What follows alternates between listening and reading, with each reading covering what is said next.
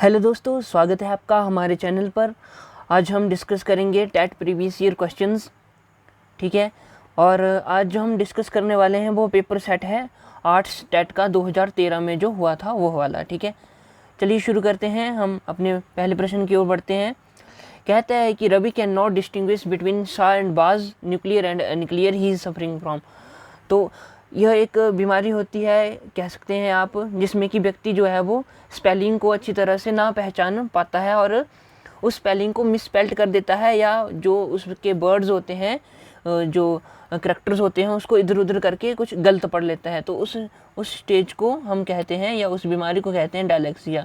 दोस्तों, ये क्वेश्चन 2020 के टेट में भी रिपीट हो चुका है, ठीक है। तो अब हम बढ़ते हैं अगले क्वेश्चन की ओर। हमारा अगला क्वेश्चन है कि 2 types of assessments referred under continuous and comprehensive evaluation, ठीक है। तो कह रहा है कि 2 टाइप्स, ठीक है, कंटिन्यूस और कम्प्रीहेंसिव इवैल्यूएशन के कौन कौन से होते हैं। तो वो है स्कॉलेस्टिक और को स्कॉलेस्टिक, ठीक है। हमारा अगला प्रश्न है, अकॉर्डिंग टू पियाजे stages of cognitive development the sensory motor stage is associated with.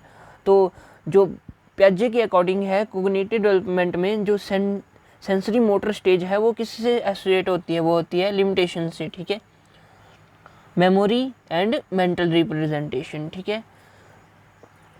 Question है, according to Vygotsky which is the most important factor in the development of any child.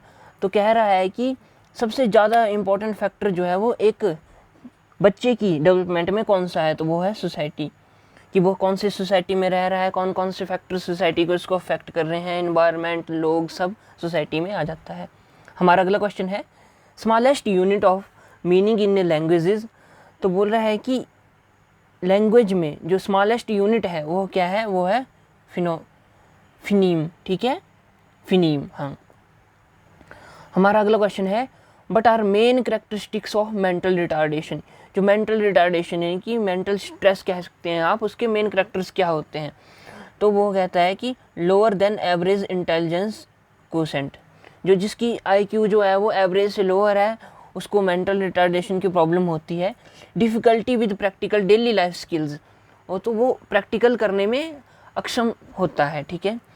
आगे है लर्निंग डिफ़िकल्टीज़, उसको learn करने में difficulty आती है। Disability आती है, उसको पता नहीं लगता है कि हाँ उसने जो भी पढ़ा वो उसको मेमोराइज़ कर सके या क्रैम कर सके। डेवलपमेंट डिलेज यानी कि विकास में डिले होना। Memory problems, lower attention spans, memory problems, उसको याद नहीं रहना है, उसकी मेमोरी जो है वो बहुत वीक होती है। लोअर अटेंशन स्पैन्स, किसी चीज़ की ओर ध्यान कम देना, ठीक है। पुअर इंटरपर्सनल रिलेशंस, और एक दूसरे के साथ रिलेशन जो है वो बहुत ही बुरे होते हैं, या आप कह सकते हैं कि अच्छे नहीं होते हैं, ठीक है। तो ये जो है वो मेन करेक्टरिस्टिक हैं किसकी, मेंटल रिटार्डेशन की, ठीक है।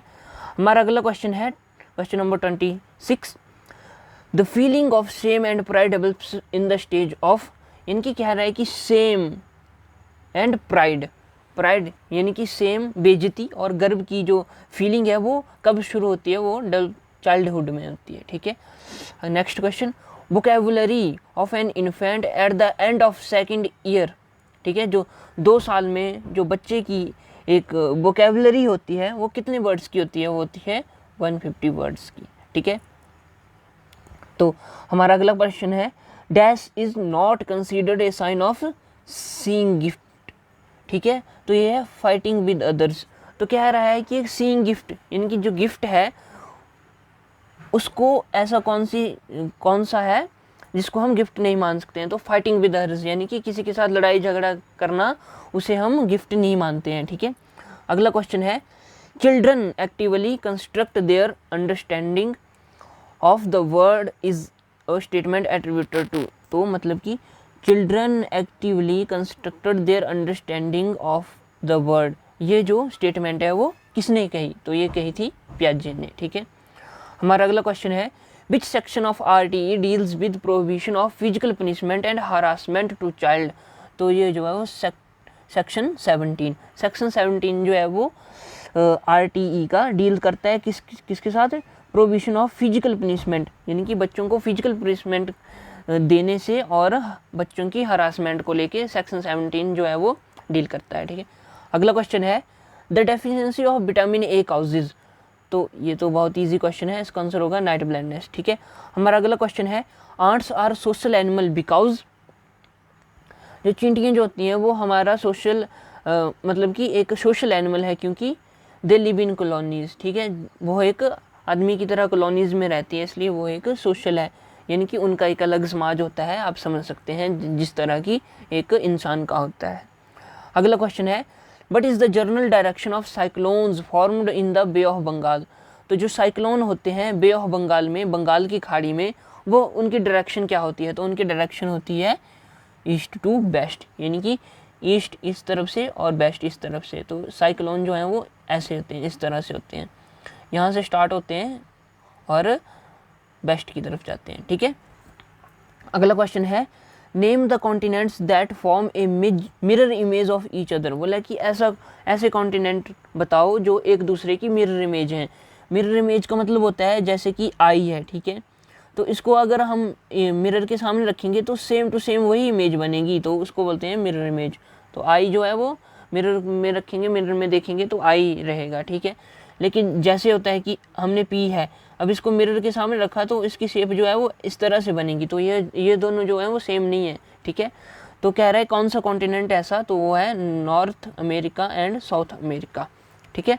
हमारा अगला क्वेश्चन है विच एनिमल, ठीक है, which animal has closest resemblance with man, यानी कि जो एनिमल, ऐसा कौन सा एनिमल है जो आदमी की तरह सबसे करीब आदमी की तरह लगता है, तो वो है चिंपैंजी। आपको पता ही है कि चिंपैंजी जो है वो आदमी की तरह लगता है। अगला क्वेश्चन है black soil is productive because of abundant, तो उसमें ब्लैक सॉइल में क्या होता है, ह्यूमस और क्ले होते हैं, जिससे कि पानी जो है वो स्टोर हो जाता है, ठीक है। इसी कारण यह बहुत ज़्यादा प्रोडक्टिव होती है। दोस्तों आपको बता दूं कि ब्लैक सॉइल में सबसे ज़्यादा क्या होता है, कॉटन, तो ब्लैक सॉइल में सबसे ज़्यादा होता है कॉटन, आपको ये बात याद रखनी है, ये क्वेश्चन एग्जाम में बन सकता है, ठीक है। हमारा अगला क्वेश्चन है the blood group which is universal recipient, तो ऐसा ब्लड ग्रुप जो कि सभी से ब्लड ले सकता है, तो ऐसा ब्लड ग्रुप जो है वो है ए बी ब्लड ग्रुप, ठीक है। तो इसे हम क्या कहते हैं, यूनिवर्सल रेसिपिएंट, यानी कि यह सभी ब्लड ग्रुप से ब्लड ले सकता है, ठीक है। हमारा अगला क्वेश्चन है IC chips of computer are usually made of, इनकी जो आईसी इंटीग्रेटेड सर्किट चिप्स होती हैं कंप्यूटर में यूज़ की जाती हैं, वो किससे बनी होती हैं, तो बनी होती हैं सिलिकॉन से, ठीक है। हमारा अगला प्रश्न है who wrote origin of species, यानी कि जो ओरिजिन ऑफ स्पीसीज बुक है वो किसके द्वारा लिखी गई थी, तो ये लिखी गई थी हमारे चार्ल्स डार्विन द्वारा, ठीक है, चार्ल्स डार्विन द्वारा, ठीक है। अगला क्वेश्चन है which animal can look two ways at the same time, तो ऐसा कौन सा एनिमल है जो दो तरह एक ही समय में दो दिशाओं में देख सकता है, आपको बोलने का मतलब है, तो यह है कैमलियन, ठीक है, कैमलियन। हमारा अगला क्वेश्चन है excretory product of earthworm is urea, ये भी बहुत इजी क्वेश्चन है, कई बार रिपीट हो चुका है, जनरल साइंस का क्वेश्चन है, ठीक है।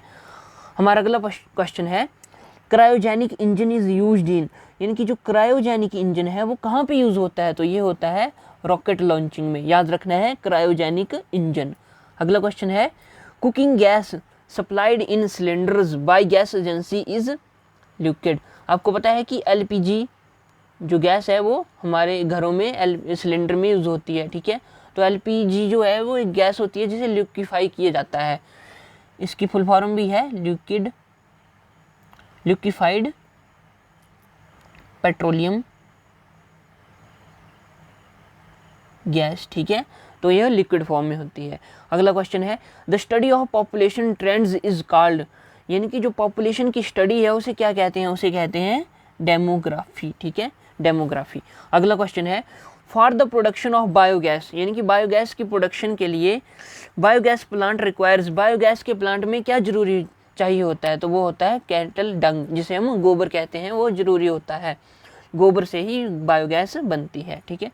हमारा अगला क्वेश्चन है name the person who received the first Victoria Cross in Himachal Pradesh, यानी कि हिमाचल प्रदेश में ऐसा पहला व्यक्ति कौन था जिसे विक्टोरिया क्रॉस मिला है, तो विक्टोरिया क्रॉस किसे मिलता है, उस व्यक्ति को मिलता है जिसने लड़ाई लड़ी हो और उसमें अच्छा प्रदर्शन किया हो, तो उसे विक्टोरिया क्रॉस मिलता है। तो किसको मिला था? ये मिला था जमादार लाला राम जी को। ठीक है दोस्तों, ये क्वेश्चन जो है वो बहुत बार इम्पॉर्टेंट हुआ है HPSSC के बहुत सारे एग्जाम्स में, और HP टैट में तो आया ही आया है। ठीक है, अगला क्वेश्चन है, who is awarded with Jhansi की रानी लक्ष्मीबाई श्री शक्ति पुरस्कार। ठीक है, स्त्री शक्ति पुरस्कार, झांसी की रानी लक्ष्मीबाई स्त्री शक्ति पुरस्कार इन हिमाचल प्रदेश। तो ये है किनकरी देवी, और किनकरी देवी ने जो आंदोलन किया था वो किससे रिलेटेड था? वो रिलेटेड था इन्वायरमेंट से। ठीक है, इन्वायरमेंट से। दोस्तों ये क्वेश्चन बहुत इंपॉर्टेंट है और इसके रिपीट होने के चांसेस बहुत से हैं, क्योंकि जो सुंदरलाल बहुगुणा जी हैं जिन्होंने चिपको आंदोलन शुरू किया था, उनकी मृत्यु हुई है। तो इससे यह पूछ सकता है कि भारत में जो चिपको आंदोलन या चिपको आंदोलन वुमेन है उसे किसको कहा जाता है? उनको कहा जाता है किंकरी देवी को, और यह सिरमौर से थी। ठीक है, सिरमौर से थी।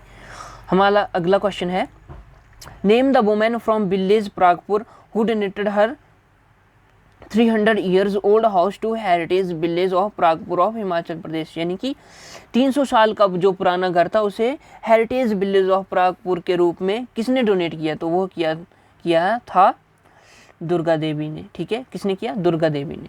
अगला क्वेश्चन है, the Bala Sundari temple of Sirmaur is situated at Trilokpur.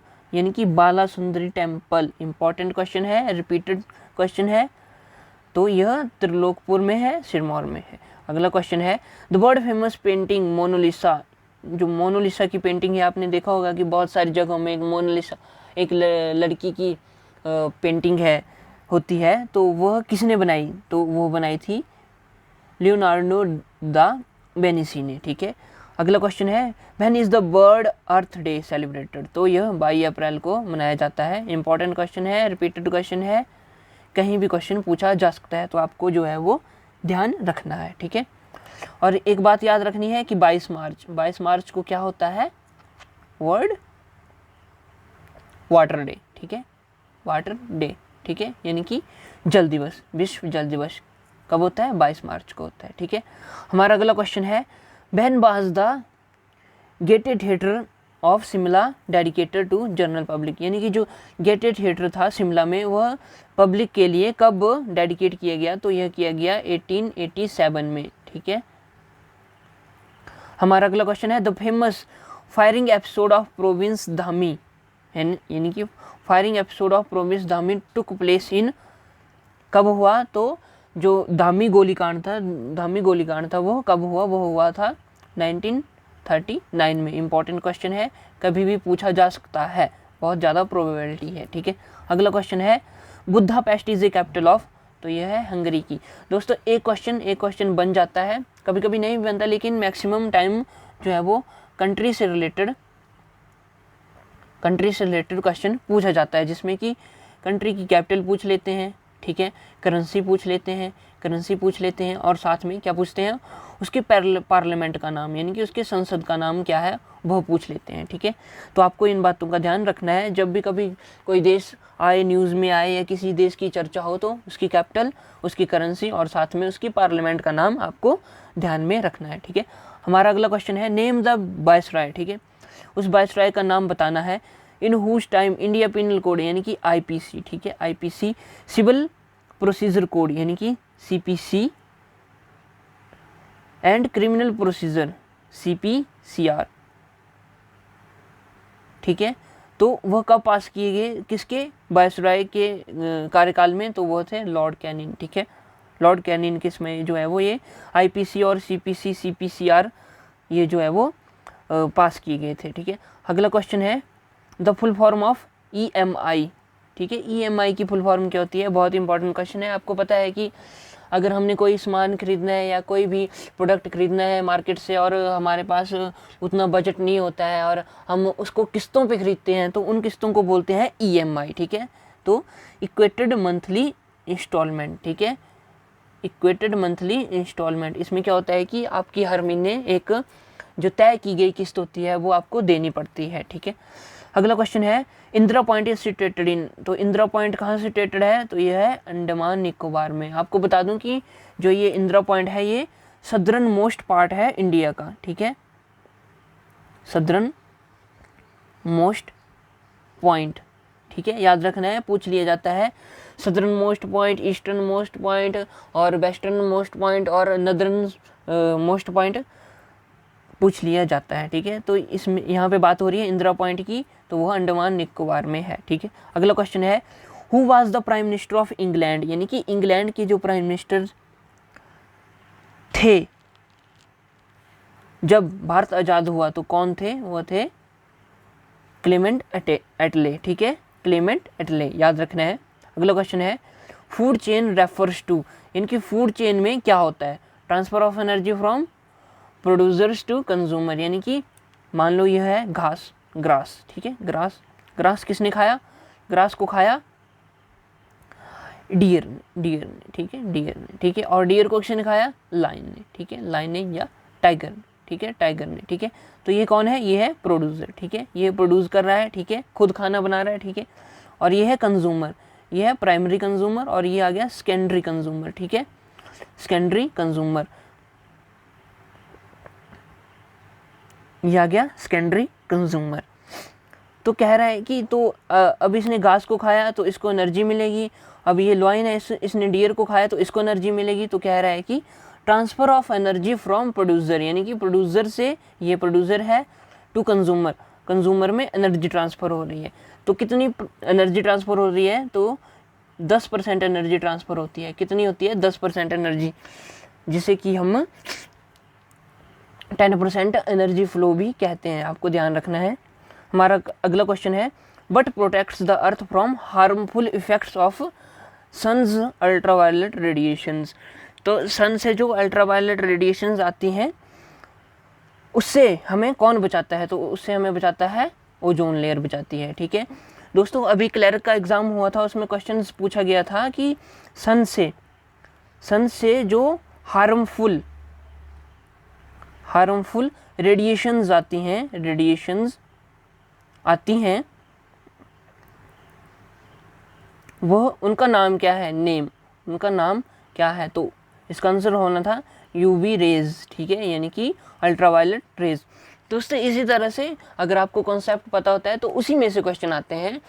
ये होता है लैंग्वेज का फ़र्क होता है, घुमा के क्वेश्चन पूछा जाता है, लेकिन कॉन्सेप्ट जो है वो वही रहता है। इसलिए हमें क्या करना होता है, कॉन्सेप्ट को क्लियर करना होता है, ताकि एग्जामिनर अगर कहीं से भी क्वेश्चन पूछ ले, कैसे भी क्वेश्चन पूछ ले घुमा के, तो हम उसका आंसर जो है वो दे सकें। और आंसर देने से क्या होगा, हमें नौकरी मिलेगी, जॉब मिलेगी, ठीक है। और अगर हमने क्वेश्चन गलत कर दिया तो जॉब नहीं मिलेगी, जॉब जो है वो नहीं मिलेगी। और सबसे ज़्यादा ज़रूरी बात है, जो इजी क्वेश्चन होते हैं जो हमें आते होते हैं पर फिर भी वो गलत हो जाते हैं, उनकी वजह से हमें जॉब जो है वो, हमारे जॉब की तरफ जो है वो बाधा उत्पन्न हो जाती है। तो कोशिश करनी है कि जो इजी से इजी क्वेश्चन है उनको गलत नहीं करना है, ठीक है दोस्तों। इसी के साथ हम यह वीडियो अब समाप्त करते हैं, मिलते हैं अगली वीडियो में, तब तक के लिए गुड बाय।